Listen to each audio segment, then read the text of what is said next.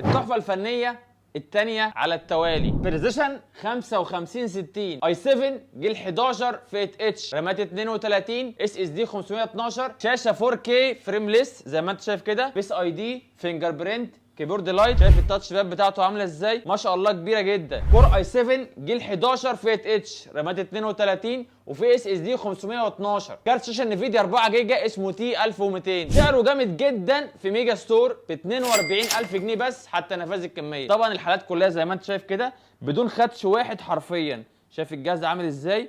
كله معدن. المداخل بتاعته كلها تايب سي زي ما انت شايف كده، حتى الشاحن بتاعه. اللابتوب ده صوته قوي جدا، وكمان في جوده صوره ما حصلتش ومش هتلاقيها في اي لابتوب. شاشه 4K وكمان تاتش سكرين. اللابتوب زي ما انت شايف كده سليم جدا، وفي مروحتين اقوى تبريد ممكن تشوفه في لابتوب. سعره جامد قوي في ميجا ستور ب 42000 جنيه بس حتى نفاذ الكميه. الموديل اسمه ديل بريسيشن 55